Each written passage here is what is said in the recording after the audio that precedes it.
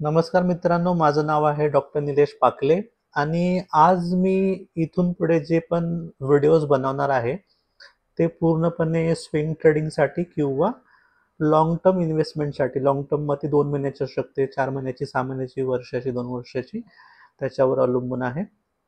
तर आज आपण त्या योगाने एक नवीन टॉपिक घेतोय. त्याचं नाव आहे सेक्टर ॲनालिसिस कसं करायचं किंवा टॉप डाउन अप्रोच म्हणजे काय असतो, मार्केट क्रॅश का होतं किंवा मार्केट एखादं वाढत का जातं, मायक्रो इकॉनॉमिकल फॅक्टर्स काय असतात आणि सेक्टर ॲनालिसिस कसं करायचं आणि गोल्ड आणि सिल्वर म्हणजे सोनं आणि चांदीचे रेट्स का वाढतात किंवा क्रिप्टोकरन्सी का वाढते, या सगळ्यांचं उत्तर आज तुम्हाला या व्हिडिओमध्ये मी देणार आहे. सगळ्यात पहिल्यांदा हे लक्षात ठेवा, की समजा आपण कोणत्याही एखादं साधं नातं जरी जोडायचं असेल, म्हणजे एखाद्या घरामध्ये आपण लग्न जुळवायचं जरी तयारी केली, तर आपण सगळ्यात पहिल्यांदा बघतो, की त्या मुलीचं घराणं कसं आहे. त्यानंतर विचार करतो, की घराणं तर चांगलं आहे, मग त्यांच्या मुलीचे आई-बाबा काय करतात? आणि त्यानंतर विचार करतो, की त्या मुलीचं काय आहे? मुलीचं शिक्षण काय आहे? मुलगी काय करते? मुली स्वतःच्या पायावर उभी आहे की नाही, दिसायला कशी आहे, या सगळ्या गोष्टी आपण पाहतो आणि त्यानंतर ठरवतो की या मुलीची आपण मीटिंग घेऊन लग्न करायचं की नाही करायचं किंवा ते दाखवादाखवीचे प्रोग्राम होतात. म्हणजे हे तुम्हाला ह्या गोष्टी तर तुमच्या आयुष्यामध्ये घडलेल्याच असतील. आता आपण काय करायचं आहे, एक स्टॉक मार्केटमध्ये ह्या गोष्टी कशा चालतात त्याच्याबद्दल तुम्हाला सांगतो, की समजा स्टॉक मार्केट तुम्हाला यापूर्वी सांगितल्याप्रमाणे एफ-आय-आय चालवतात. म्हणजे जो स्मार्ट मनी आहे, त्याला एफ-आय-आय म्हणू शकतो किंवा स्मार्ट मनी म्हणू शकतो. तो स्टॉक मार्केट पूर्ण चालवतो. आता ह्या स्मार्ट मनीकडे भरपूर पैसा आहे. लॅक्स करोड्समध्ये आहे. लॅक्स ऑफ करोड्समध्ये पैसा त्यांच्याकडे आहे आणि पूर्ण पैसा त्यांचा त्यांच्या करन्सीमध्ये असतो, डॉलर्समध्ये असतो किंवा ज्या ते कंट्रीशी निगडीत आहेत त्या कंट्रीच्या करन्सीप्रमाणे त्यांची ती सगळी रक्कम असते. म्हणजे थोडक्यात सांगायचं काय, तर जे स्मार्ट मनी आहे ते पूर्ण मार्केट ड्राईव्ह करतात. बरं, आता मग स्टॉक मार्केट पडतं कसं किंवा का पडलं जातं त्याचंही तुम्हाला कारण सांगतो. आता स्मार्ट मनी जो आहे, तो त्याची इन्व्हेस्टमेंट एका ठिकाणी नसते. एका ठिकाणी म्हणजे आता आपल्याकडे एशियन मार्केट्स आहेत. एशियन म्हणजे एशिया खंड. नंतर आहे European market, sorry Europe European market आहे. मी डायरेक्ट त्या तुम्हाला पेजवरतीच घेऊन जातो जिकडे आपल्याला माहिती मिळेल. आता ग्लोबल मार्केट्समध्ये गेलात तर इथे तुम्ही बघाल तर इकडे एवढे सगळे युरोपियन मार्केट आहे, एशियन मार्केट आहे. आता एशियन मार्केटमध्ये हे सगळे प्रत्येक वेगवेगळ्या कंट्रीचे हे मार्केट्सचे इंडायसेस आहेत. इंडायसेस म्हणजे जसं आपल्या इंडियन मार्केटमध्ये निफ्टी 50 याला बेंचमार्क मानलं जातं किंवा स्टॉक मार्केटचं बेंचमार्क मानलं जातं. तसं अमेरिकेमध्ये सुद्धा डाव जोन्स किंवा SP 500, नॅसडॅक या इंडायसेसना त्या मार्केटचं बेंचमार्क मानलं जातं. यापूर्वी बेंचमार्क म्हणजे काय आणि ते निफ्टी इंडायसेस म्हणजे काय याबद्दल मी ऑलरेडी बोललो होतो. तसं एशियन मार्केटमध्ये आपली इंडियाची असते ती गिफ्ट निफ्टी म्हणून आहे. आपण बाहेरच्या देशामध्ये गिफ्ट निफ्टी म्हणून ट्रेड होते आणि इंडियामध्ये निफ्टी 50 म्हणून ट्रेड होते. तर हे निक्की, हँगसँग ह्या तायवानच्या ह्या सगळ्या मार्केट आहेत. त्यानंतर ह्या कमोडिटीज आहेत. इथे गोल्ड दिसतंय, क्रूड दिसतोय. ह्या सगळ्या मार्केट्स आहेत पूर्ण जगभरामधल्या. आता कसं आहे, की पैसा कोणाकडे आहे, तर हा आहे स्मार्ट मनीकडे. आता त्यांना इंडिया पण दिसतोय, चायना पण दिसतोय, US पण दिसतोय.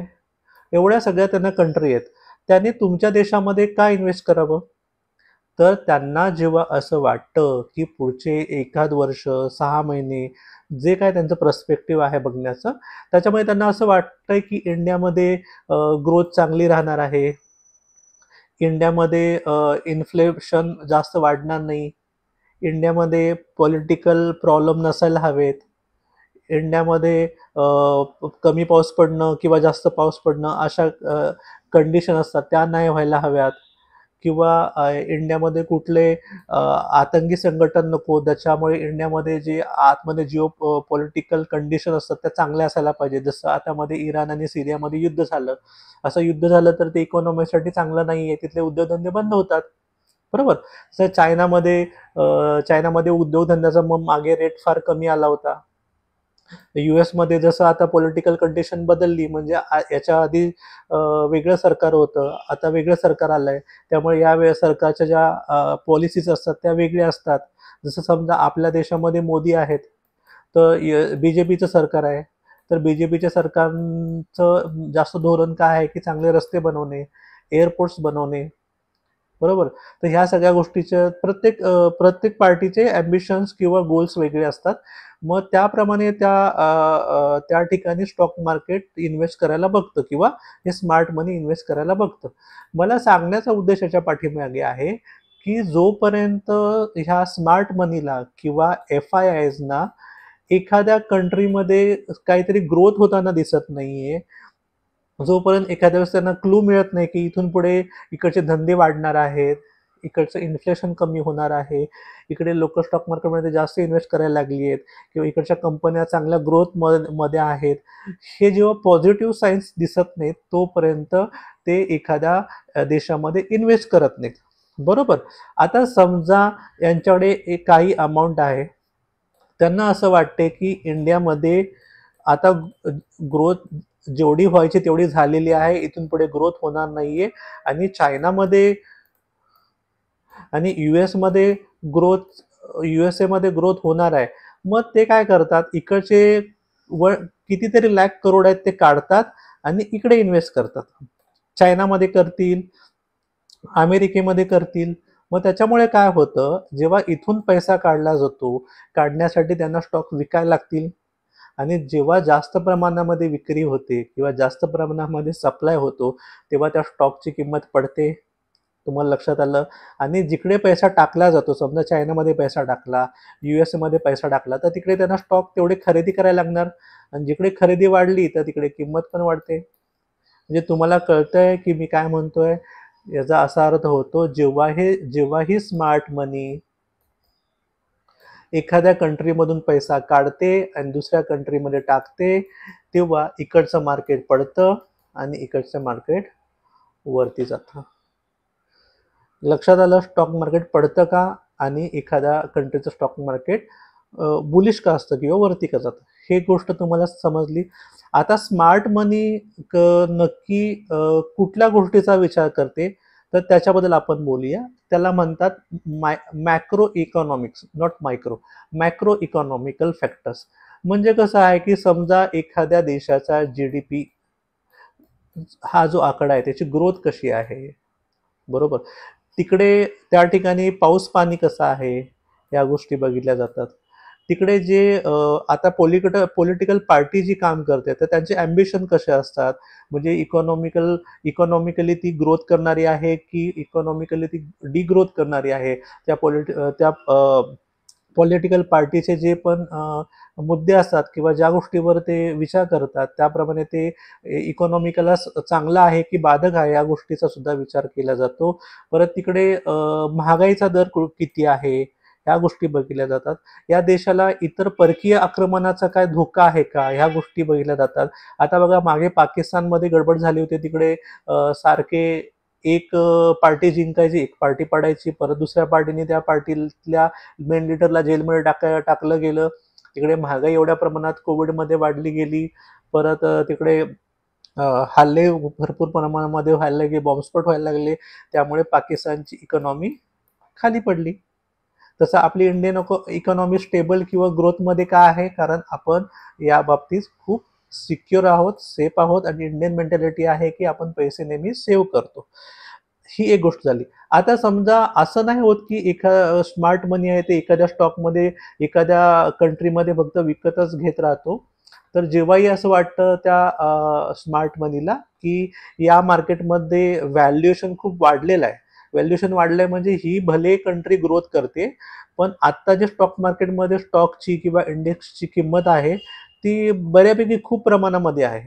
म्हणजे जसं एखादा काम करणारा नोकरदार माणूस आहे, त्याला जर त्याच्या पोस्टसाठी 1 लाख हा पगार पुरेसा असेल आणि त्याला आता 1.5 लाख पगार असेल तर त्याला तो पगार वाढवला जात नाही, तो तेवढाच ठेवला जातो किंवा कमी केला जातो, किंवा आणखी काहीतरी गोष्टी करून त्याचं काम वाढवलं जातं पण पगार वाढवला जात नाही.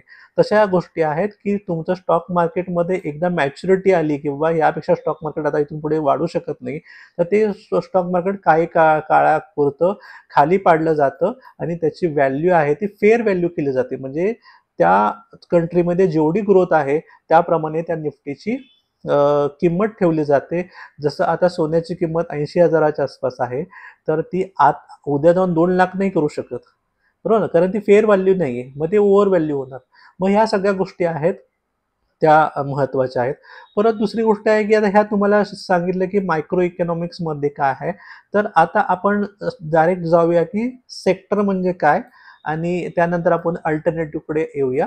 तर तुम्हाला हे सगळा गेम लक्षात आला पाहिजे की मी असं का सांगतोय, कारण त्याच्यानंतर तुम्हाला ॲक्च्युअली स्टॉक मार्केटमध्ये टेक्निकल ॲनालिसिस करण्यापूर्वी किंवा स्टॉक निवडण्यापूर्वी तुम्हाला टॉप डाऊन अप्रोच कसा करायचा आहे, म्हणजे त्या मुलीला निवडायचं कसं आहे, जसं आपण मुलीला निवडतो तसं स्टॉकला कसं निवडायचं हे तुम्हालाही आता मी सांगणार आहे. आता मी जातोय सेक्टर्सकडे जातोय. तर या सेक्टर्सकडे तुम्ही बघाल, या सेक्टर्सकडे बघाल तर इथे निफ्टी फिफ्टीची NSEची वेबसाईट दिसते, सॉरी NSEची वेबसाईट दिसते. तर यामध्ये तुम्हाला निफ्टी 50 इंडायसेस दिसत असेल आणि आजचा जो 13 तारखेचा क्लोजिंग निफ्टीचे आहे 24,768 रुपये. तर आता मी परत इकडे येतोय, तर तुम्हाला इथे कळत असेल की हे जे निफ्टी फिफ्टीचे निफ्टी 50 शिवाय या ठिकाणी कुठले कुठले इंडायसेस येतात किंवा सेक्टोरल इंडायसेस येतात ते इथे लिहिलेलं आहे. आता सेक्टोरल इंडायसेस म्हणजे काय ते थोडक्यात तुम्हाला सांगतो. समजा इंडियन मार्केटमध्ये 2 ते 3,000च्या आसपास स्टॉक्स आहेत, बरोबर. त्यातले काय आहेत ते खूप चांगले स्टॉक असतात. समजा एक पहिले 100 स्टॉक्स पकडले जे खूप चांगली ग्रोथ आहे आणि ती स्टेबल कंपनी आहेत.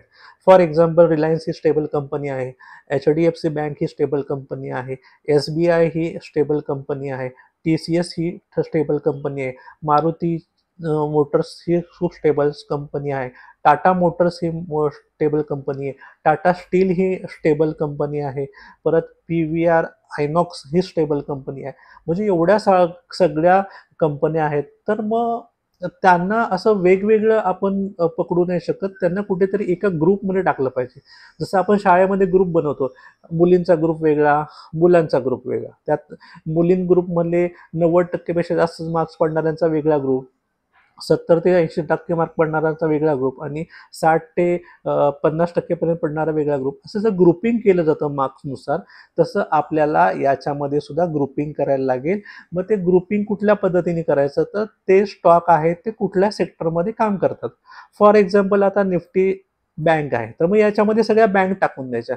मग HDFC बँक येणार, ICICI बँक येणार, SBI येणार, परत पंजाब नॅशनल बँक येणार.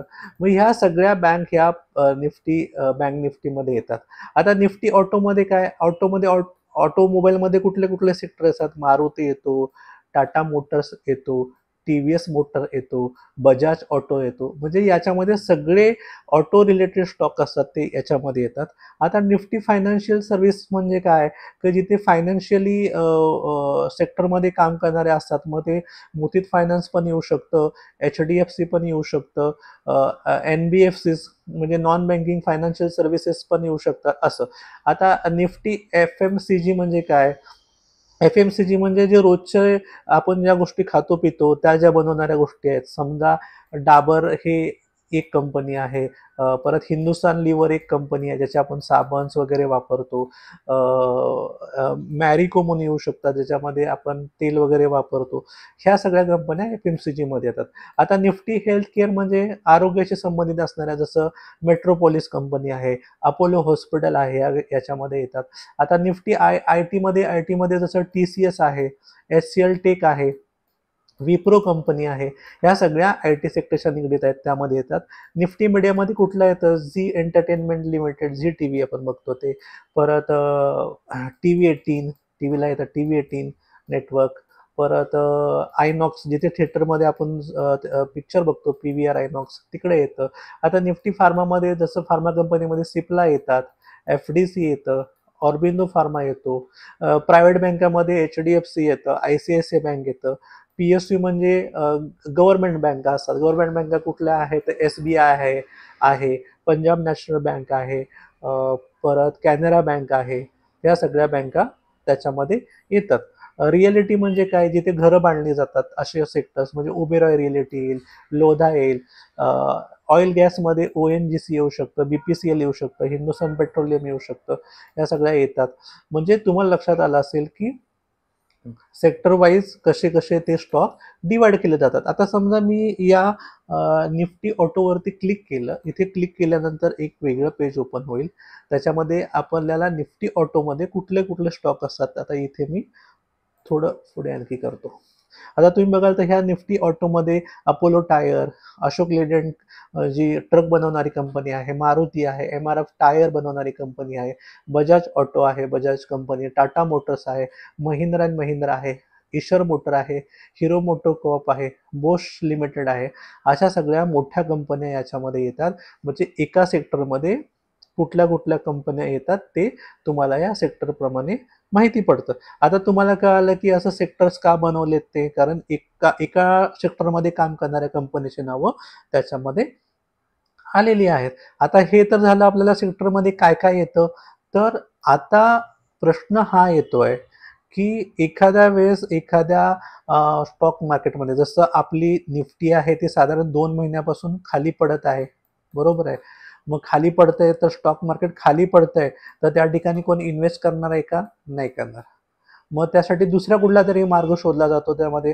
मग बरेच जे मोठे लोक असतात, जेव्हा निफ्टी टॉपला असते, तेव्हा जेव्हा त्यांना असं वाटतं की आता इथून पुढे निफ्टी पडणार आहे, इथे प्रॉफिट बुक करतात आणि कमवलेला पैसा असतो तो गोल्डमध्ये टाकतात. काय पैसा असतो तो सिल्वरमध्ये टाकतात.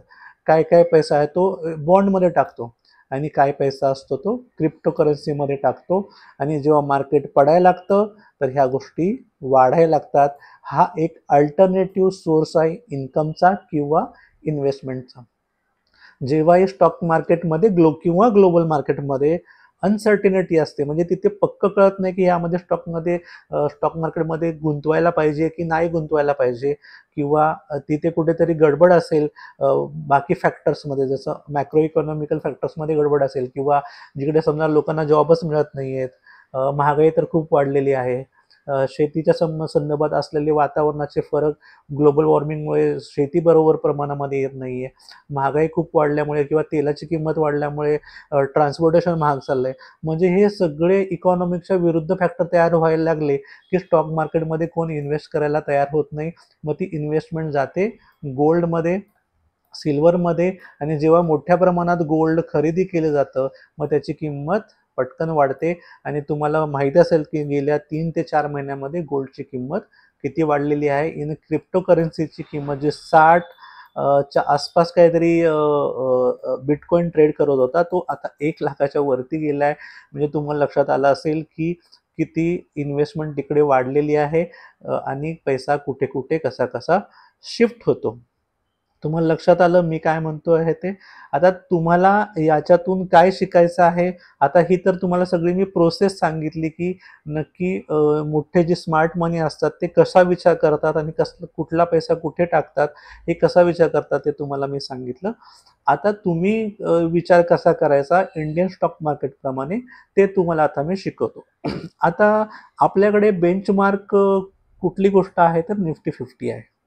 म्हणजे सगळ्यात पहिल्यांदा तुम्हाला काय करायचं आहे की तुम्हाला तुमच्या देशामधले जे बेंचमार्क इंडेक्स आहे त्याला तुम्ही ॲनालाइज करायचं आहे.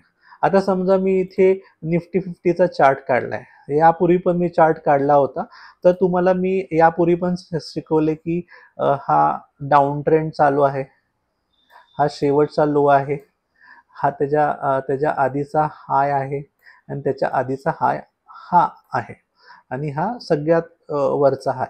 तर यापूर्वी पण मी सांगितलं हा समजा एक पार्ट आहे, हा 2 पार्ट आहे, सॉरी हा हा 2 पार्ट आहे आणि हा तिसरा पार्ट आहे. हे आपण एक मिनिट.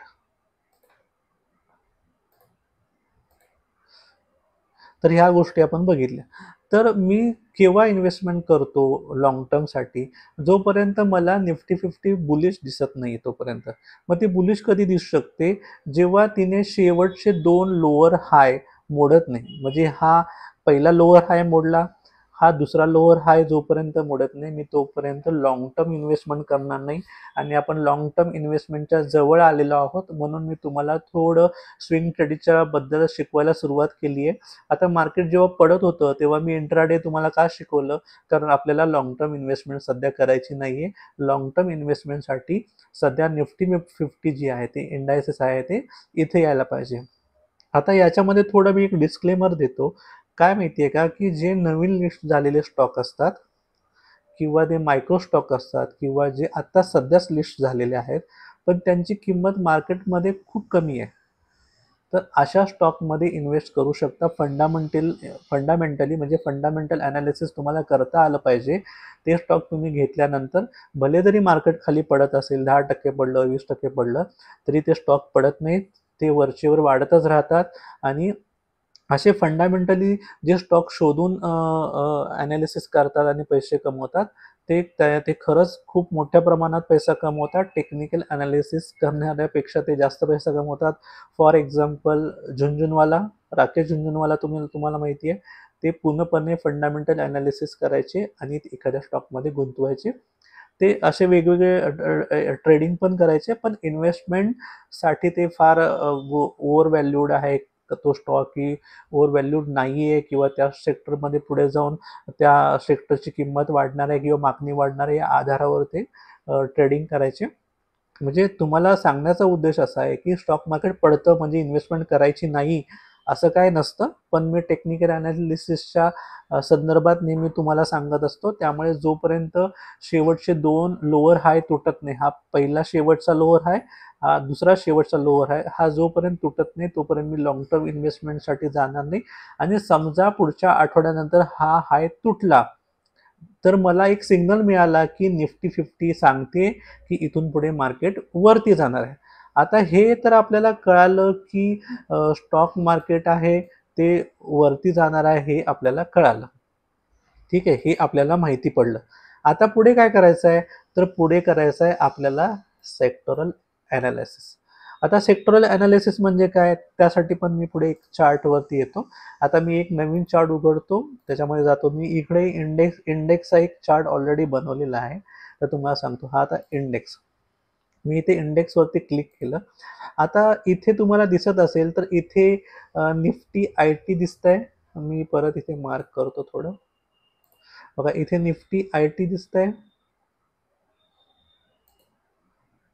इथे निफ्टी आय टी दिसतंय, इथे इथे निफ्टी एफ एम सी जी दिसतंय, इथे निफ्टी ऑटो दिसतंय आणि इथे निफ्टी फार्मा दिसतंय. बरोबर. आता मी परत निफ्टी 50च्या तिथे जाऊन परत मी दुसरे इंडेक्स काढतो. इंडेक्स, तिथे मी हे दुसरे इंडेक्स पकडतो. हां. आता तुम्ही इथे बघाल तर इथे एक निफ्टी मेटल आहे, इथे निफ्टी मीडिया आहे, हे निफ्टी ऑइल अँड गॅस आहे आणि निफ्टी रिॲलिटी आहे. बरोबर. आता पहिल्यांदा मला एक सिग्नल मिळाला की अरे निफ्टीमध्ये तर आता सेकंड लोअर हाय आहे तो तुटलेला आहे, म्हणजेच आता इथून पुढे स्टॉक मार्केट बुलिश होणार आहे, हे आपल्याला कळालं. आता आपल्याला काय करायचं आहे, हे आपल्याला आता करायचं आहे सेक्टरमधलं ॲनालिसिस. आता सेक्टर ॲनालिसिस म्हणजे काय, की मी प्रत्येक आता मी आता निफ्टी आय टीचा चार्ट उघडलाय. निफ्टी आय टी म्हणजे काय, की आय टीमध्ये येणारे सगळे स्टॉक या निफ्टी आय टीच्या चार्टमध्ये असतात.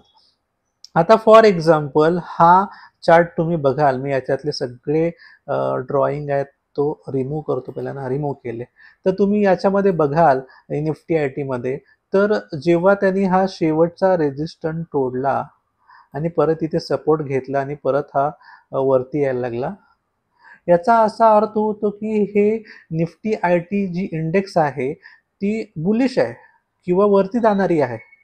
लक्षात आलं. मग आता निफ्टी आय टी मध्ये कुठले कुठले स्टॉक येतात, तर निफ्टी आय टी मध्ये आपल्याला TCS येतो, एक मिनिट, टाटा कन्सल्टन्सी सर्व्हिसेस. बरोबर. आता हा आहे त्याचा मंथ चार्ट, हा वीक, हा डे. हा डेचा चार्ट. तुम्ही बघाल तर या स्टॉकमध्ये सुद्धा अप ट्रेंड आहे. त्याची जी मेन इंडायसेस आहे, ही जी इंडेक्स म्हणजे निफ्टी आय टी म्हणजे काय असतं की त्याच्यामध्ये सगळे आय टीचे स्टॉक येतात. TCS येतो, विप्रो येतो, एससीएल टेक येतं, सगळे स्टॉक येतात. आणि हा एकटा स्टॉक आहे. TCS म्हणजे टाटा कन्सल्टन्सी सर्व्हिसेस.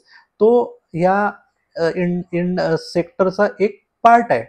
आणि ही टाटा कन्सल्टन्सी सर्व्हिस हा एक पार्ट आहे आणि पूर्ण ही इंडेक्समध्ये याच्यामध्ये भरपूर स्टॉक येतात.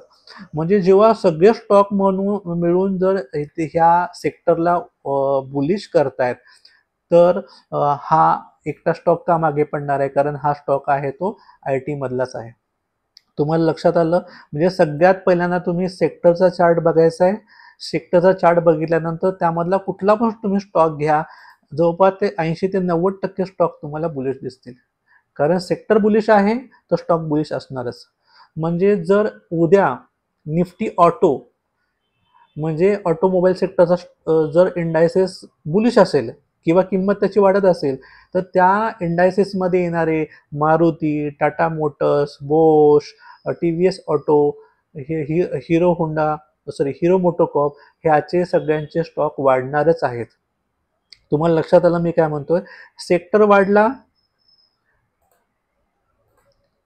सेक्टर वाढला की त्याच्यामधले स्टॉक सुद्धा वाढतात. सेक्टर पडला तर त्याचे स्टॉक सुद्धा पडतात. म्हणजे तुम्हाला टॉप डाऊन अप्रोचमध्ये मगाशी काय सांगितलं, आपण त्या खानदानाचा विचार केला, त्यानंतर त्याच्या आईबाबाचा विचार केला, त्यानंतर त्या मुलीचा विचार करणार आहोत. सॉरी, हा हा त्याचा नाही, स्टॉक म्हणजे मुलीचा विचार करणार आहोत. म्हणजे आपण सगळ्यात पहिल्यांदा खानदानचा विचार केला म्हणजे आपण निफ्टी 50 बघितली, त्यानंतर आईबाबांचा विचार केला म्हणजे तो त्याचा सेक्टर बघितलं. मी पहिल्यांदा हे सगळं डिलीट करतो. निफ्टी 50 म्हणजे खानदान झालं, सेक्टर म्हणजे त्याचे आई बाबा झाले, आणि स्टॉक म्हणजे ती व्यक्ती झाली. लक्षात आलं? तुम्हाला कसं ॲनालिसिस करायचं आहे? जसं तुम्ही एखाद्या मुलीची पूर्ण माहिती काढता खानदानाची, तसं आपण ह्या स्टॉक संदर्भात असलेल्या सगळ्या गोष्टीची आपल्याला माहिती काढायची. निफ्टी 50 म्हणजे पूर्ण देशाचं कसं काय काम चाललंय हे याच्यामध्ये कळतं. जर हे बुलिश असेल तर हे बुलिश कशामुळे आहे, तर हे सेक्टरमुळे कळतं. म्हणजे त्याच्या आईबाबांमुळे कळेल, आणि त्यानंतर ती व्यक्ती कशी आहे ते बघायचं. म्हणजे तुम्हाला लक्षात आलं असेल मी कसं म्हणतोय. पहिल्यांदा निफ्टी 50, नंतर सेक्टर्स, त्यानंतर स्टॉक. आता आपल्याला जर माहीत पडलं की निफ्टी 50 वाढतीये, सॉरी निफ्टी आय-टी वाढतीये, तर आय-टी मध्ये असणारे सगळे स्टॉक वाढतात. आता मी TCS घेतलं, आता मी विप्रो बघतो. विप्रो बघा, हा स्टॉक कसा वाढत गेलाय. म्हणजे सगळ्यात पहिल्यांदा तुम्हाला काय करायचं ते सांगितलं. आता तुम्हाला कळालं असेल की मी आतापर्यंत तुम्हाला इंट्राडे का शिकवतोय. कारण निफ्टी 50 मध्ये सगळे स्टॉक जवळपास पडत होते, आणि निफ्टी 50 जेव्हा फेवरेबल नसते किंवा आपल्याला वाटते तसे बुलिश नसते, तेव्हा आपण लॉंग टर्म इन्व्हेस्टमेंट नाही करायला पाहिजे. आपल्याला शॉर्ट टर्म इन्व्हेस्टमेंट करायला पाहिजे, आणि शॉर्ट टर्म इन्व्हेस्टमेंटसाठी इंट्राडे हा बेस्ट आहे. लक्षात आलं तुम्हाला? आता हे तर कळालं सेक्टरल कसं करायचं हे तुम्हाला थोडक्यात कळालं. आता परत एक दुसरी इंडायसेस घेऊन बघूया. हे थोडं मी छोटं करतो. आता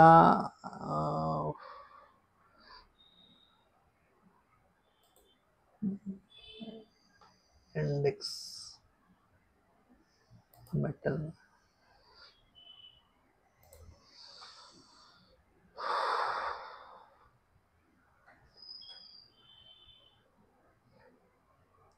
आता रियालिटी सेक्टर बघा. रियालिटी सेक्टर पण कसं आहे की 2-3 दिवसामध्ये वाढलेला आहे. रियालिटी सेक्टरमध्ये कुठला स्टॉक येतो? उबेरॉय रियालिटी किंवा लोधा येतो. जसं लोधा परवा दिवशी आला होता बघा.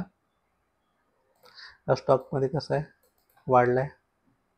म्हणजे तुम्हाला हे लक्षात आलं असेल की पहिल्यांदा सेक्टर अनालिसिस किती महत्त्वाचं आहे. तर आपण आता सेक्टर अनालिसिस कसं करायचं ते शिकवलं आणि हे पण सांगितलं की गोल्ड, सिल्वर, बॉन्ड आणि क्रिप्टोकरन्सीमध्ये इन्व्हेस्टमेंट का होते आणि याच्या किमती का वाढतात तेही तुम्हाला कळालं. उद्या तुम्हाला कोणी विचारलं की सोन्याची किंमत का वाढते, तर त्यांना सरळ सांगा की मार्केटमध्ये इन्सर्टनिटी आहे. लोकांना विश्वास नाही मार्केटमध्ये किंवा ग्लोबल कंडिशन किंवा आपल्या देशाची कंडिशनमध्ये काहीतरी गडबड आहे. त्यामुळे कदाचित हा होत आहे हे तुम्हाला कळालं असेल. आता तुम्हाला याच्यानंतर काय कन्फ्युजन असेल तर मला नक्की कमेंट बॉक्समध्ये सांगा. आता यानंतर तुम्हाला मी प्रत्येक सेक्टरचं ॲनालिसिस कसं करायचं आणि स्टॉक कसा शोधायचा हे तुम्हाला शिकवणार आहे. त्यामुळे पुढचे व्हिडिओ खूप छान असणार आहेत. त्याच्यामध्ये टेक्निकल ॲनालिसिस खूप थोडं हायर लेव्हलचं असेल, कारण आपण स्विंग ट्रेडिंगसाठी करतोय आणि हा सगळ्यात सेफ ट्रेडिंगचा ऑप्शन आहे. त्यामुळे मी तर म्हणतो की सगळ्यांनी स्विंग ट्रेडिंग करायला शिकायला पाहिजे. इंट्राडे नाही केलं तरी चालेल. इंट्राडे तुम्हाला मी यासाठी करायला आत्तापर्यंत सांगितलं की तुम्हाला एक स्टॉक मार्केटचा अनुभव यावा, कसे धक्के बसतात स्टॉक मार्केटमध्ये ते शिकावं. पण त्यामध्ये तुम्हाला स्टॉक घेताना एकच सिंगल स्टॉक घ्यायला सांगितलंय किंवा 0 स्टॉक घेऊच नका स्टॉक. फक्त चार्ट ॲनालाइज करा, पेपर ट्रेडिंग करा. एकामध्ये वहीमध्ये तुम्ही लिहा की तुम्ही किती किमतीला एंट्री केली आणि किती किमतीला तुम्ही विकलं. त्यामुळे तुम्हाला कळेल की तुम्ही किती ॲक्युरेटली काम करता. हा तुम्हाला व्हिडिओ आवडला असेल तर नक्की लाईक करा, सबस्क्राईब करा, तुमच्या मित्रांना पाठवा, मैत्रिणींना पाठवा, फॅमिली ग्रुपमध्ये पाठवा. तुम्हाला असं वाटतं की तुमची कुठली मैत्रीण किंवा बहीण चांगली शिकू शकते त्यांना पाठवा आणि त्यांनाही सबस्क्राईब करायला सांगा. धन्यवाद. Thank you very much.